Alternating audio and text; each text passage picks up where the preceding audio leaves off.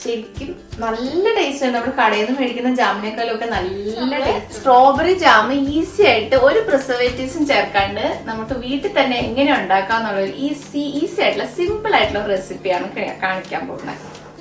Hello everyone, welcome back to my YouTube channel happy to share. അപ്പോൾ എല്ലാവരും സുഖമായിട്ടിരിക്കുന്നു വിശ്വസിക്കുന്നു. നമ്മുടെ ചാനലിലെ വീഡിയോസ് എല്ലാവരും കാണുന്നുണ്ടെന്ന് വിശ്വസിക്കുന്നു. അപ്പോൾ നമ്മുടെ വീഡിയോസ് എല്ലാം ഷെയർ ചെയ്യുക, ലൈക്ക് കമന്റ് ചെയ്യുക, ചാനൽ സബ്സ്ക്രൈബ് ചെയ്യാൻ മറക്കരുത്. ബെൽ ബട്ടണും കൂടെ അമർത്തി കഴിഞ്ഞാൽ നമ്മുടെ ഇനി നല്ല നല്ല വീഡിയോസ് ഇടുമ്പോൾ നോട്ടിഫിക്കേഷനും വരുന്നതായിരിക്കും. അപ്പൊ ഇന്നത്തെ വീഡിയോ എന്താണെന്ന് വെച്ചാല്, നമ്മൾ കഴിഞ്ഞ വീഡിയോയില് സ്ട്രോബെറി ഫാമിൽ പോയിട്ട് സ്ട്രോബെറി പിക്ക് ചെയ്തതിന്റെ വീഡിയോ ഇട്ടിട്ടുണ്ടായിരുന്നു. അപ്പൊ ആ വീഡിയോ കാണാത്തവര് തീർച്ചയായിട്ടും പോയിട്ട് പ്രീവിയസ് വീഡിയോ കാണാം. അപ്പൊ അവിടുന്ന് ഒരുപാട് സ്ട്രോബെറി പറിച്ച് സ്ട്രോബെറി കഴിച്ച് തീരാത്തതുകൊണ്ട് ഞങ്ങൾ സ്ട്രോബെറി ജാം ഉണ്ടാക്കാൻ തീരുമാനിച്ചു. അപ്പോൾ സ്ട്രോബെറി ജാം ഉണ്ടാക്കാനായിട്ട് കുറച്ച് സ്ട്രോബെറി ഒക്കെ നമ്മൾ ഓൾറെഡി കഴുകി വെച്ചിട്ടുണ്ട്. കുറച്ച് സ്ട്രോബെറി ഇവിടെ അല്ലാതെ എടുത്ത് വെച്ചിട്ടുണ്ട്. നല്ല പഴുത്തിട്ടുള്ള നല്ല റെഡ് കളറിലുള്ള നല്ല അടിപൊളി സ്ട്രോബെറി ആണ്. അപ്പൊ ഇന്ന് നമ്മള് സ്ട്രോബെറി ജാം ഈസി ആയിട്ട് ഒരു പ്രിസർവേറ്റീവ്സും ചേർക്കാണ്ട് നമുക്ക് വീട്ടിൽ തന്നെ എങ്ങനെ ഉണ്ടാക്കാന്നുള്ള ഈസി ആയിട്ടുള്ള സിമ്പിൾ ആയിട്ടുള്ള റെസിപ്പിയാണ് കാണിക്കാൻ പോകുന്നത്. അപ്പൊ നമ്മൾ സ്ട്രോബെറി എല്ലാം കട്ട് ചെയ്ത് വെച്ചിട്ടുണ്ട് ചെറുതായിട്ട്. അത് ഉണ്ടാക്കാനായിട്ട് ഇതുപോലെ കുഴിയുള്ള ഒരു പാത്രം എടുത്തിട്ടുണ്ട്. അപ്പൊ നമുക്ക് ഇളക്കാനും എളുപ്പമുണ്ടാവും. തിളച്ചു വരുമ്പോ മുഖത്തേക്കൊന്നും തെറിക്കാണ്ടിരിക്കാനും ഒക്കെ ആയിട്ട്.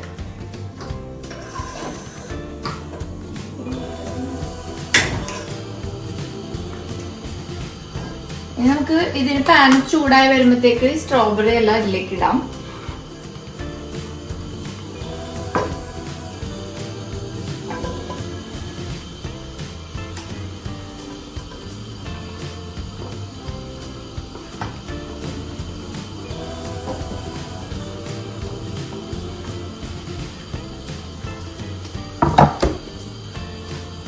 ഇതിന് ഇത് നല്ലോണം ഇളക്കിക്കൊണ്ടിരിക്കണം. ഇത് കുറച്ച് കഴിയുമ്പോൾ നമുക്കിത് കുറച്ച് ഉടഞ്ഞു കിട്ടും.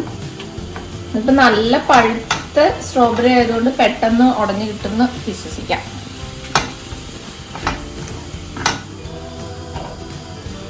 ഇതിപ്പോ ചെറുതായിട്ട് നമുക്ക് നോക്കിയാൽ കാണാം. ഞാൻ വെള്ളമൊന്നും ഒഴിച്ചിട്ടില്ല, പക്ഷെ ഇതിൽ കുറേശ്ശെ ഇതിങ്ങനെ അലുത്തലുത്ത് വരുന്നതായിട്ട് കാണാം.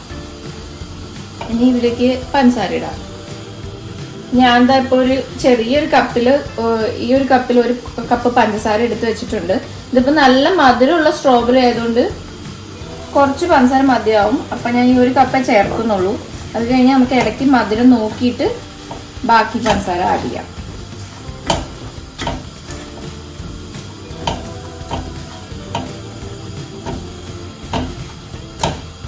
നല്ലോണം ഇളക്കിക്കൊണ്ടിരിക്കാം.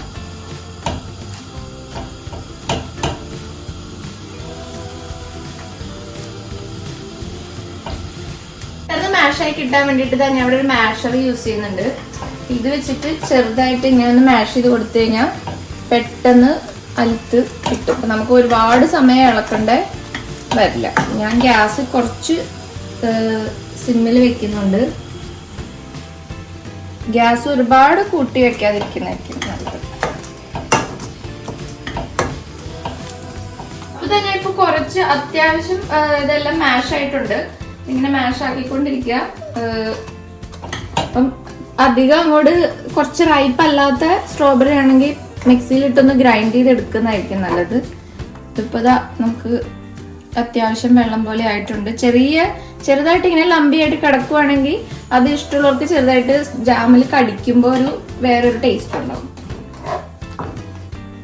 ഇനിയിപ്പോ കുറച്ചുകൂടി ഇളക്കി വരുമ്പോഴത്തേക്കും കുറച്ചും കൂടി അലുത്ത് വരും.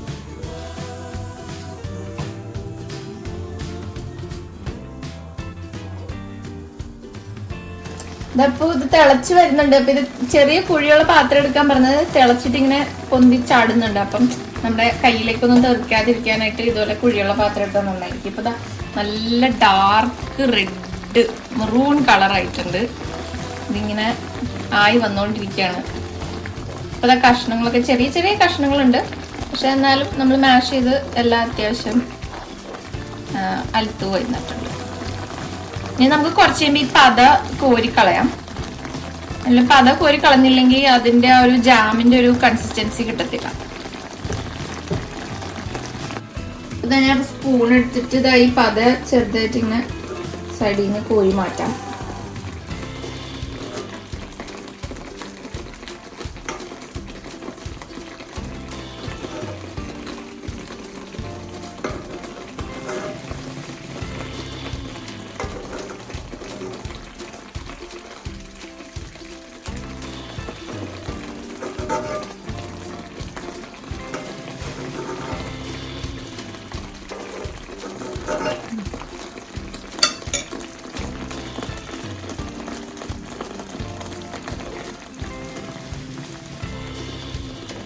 അപ്പൊ നമുക്ക് ചെറുതായിട്ട് ഇതിന്റെ മധുരം ഒന്ന് നോക്കി നോക്കാം.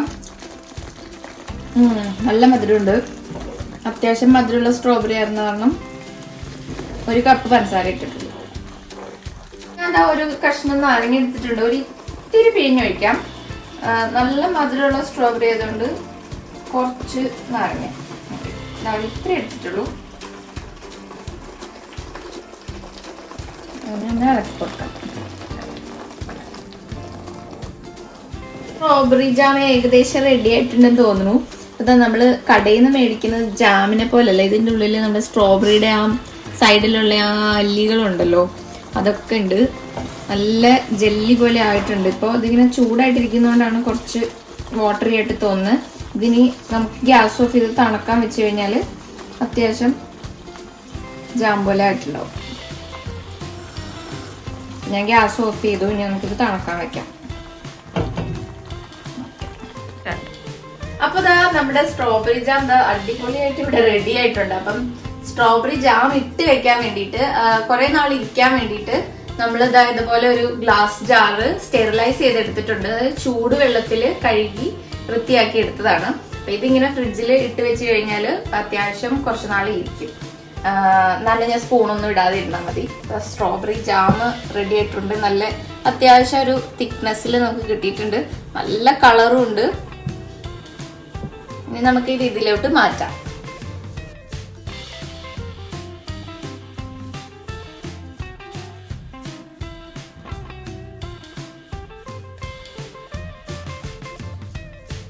ഞാനിതൊന്ന് ടേസ്റ്റ് ചെയ്ത് നോക്കട്ടെ.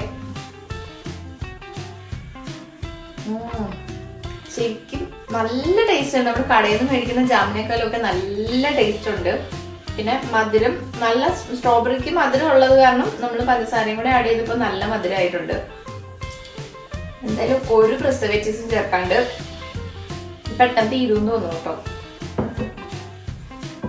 പിന്നെ ഇത് നമുക്ക് ഫ്രിഡ്ജിലെടുത്ത് സൂക്ഷിച്ച് വെച്ച് കഴിഞ്ഞാൽ ബ്രെഡിന്റെ കൂടെയോ ചപ്പാത്തിയുടെ കൂടെയോ ഒക്കെ കഴിക്കാം. നല്ല അടിപൊളി സ്ട്രോബെറി ജാം. അപ്പൊ നമ്മുടെ സ്ട്രോബെറി ജാം റെഡിയായി. അപ്പം ഇനിയും നല്ല വീഡിയോസ് ആയിട്ട് ഞാൻ വരുന്നതായിരിക്കും. അപ്പോ നമ്മുടെ വീഡിയോസ് എല്ലാം ലൈക്ക്, ഷെയർ, കമന്റ് ചെയ്യുക. ചാനൽ തീർച്ചയായിട്ടും സബ്സ്ക്രൈബ് ചെയ്യുക. അപ്പൊ ഇനി കാണുന്നവരെ ബൈ ബൈ.